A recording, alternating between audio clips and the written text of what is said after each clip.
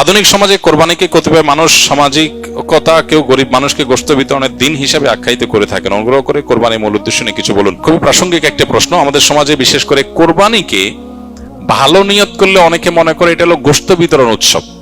সন্দেহ নাই, কোরবানির একটা গুরুত্বপূর্ণ আমল হলো ফাকুলু মিনহা ওয়া আত'আমুল কানিআ ওয়াল মু'তার, ফাকুলু মিনহা ওয়া আত'আমুল কাবাইসাল ফাকির। আমরা দরিদ্রদেরকে দান করব কোরবানির গোশত, এটা একটা আমল, সন্দেহ নাই। কিন্তু এটাকেই কোরবানির মূল উদ্দেশ্য বানিয়ে ফেলেছি আমরা আজকাল। কোরবানিতে যে ত্যাগের মহিমা আছে, আল্লাহর নির্দেশের সামনে নিজের ইচ্ছাকে কোরবানি করার শিক্ষা আছে, এর সূচনাতে যে শিক্ষা আছে ইব্রাহিম আলাইহিস সালাম থেকে নিয়ে এবং এখনো পর্যন্ত সেই যে শিক্ষাটা আছে সেটা অনেক সময় আমরা ভুলে যাই, যেটা আমাদের কোরবানির যে আসল উদ্দেশ্য সেটাকে ব্যাহত করে।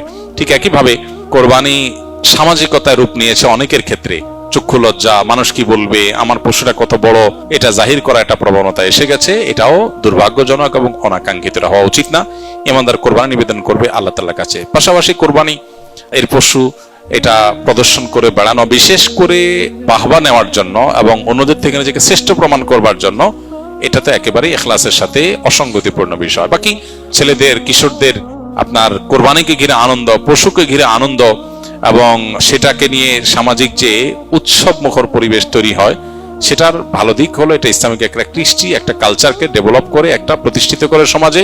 এটার ব্যাপক প্রতিষ্ঠিতি এবং প্রচার, এটা ভালো দিক আছে এবং সেটা অবশ্যই গ্রহণযোগ্য হতে পারে একটা লেভেল পর্যন্ত। কিন্তু এটা যদি রিয়া বা লৌকিকতা পর্যন্ত, বিশেষ করে প্রদর্শন ইচ্ছার দিকে চলে যায়, তাহলে সেটা অবশ্যই অনুচিত কাজ হবে এবং সেখান থেকে আমাদেরকে ফিরে আসতে হবে।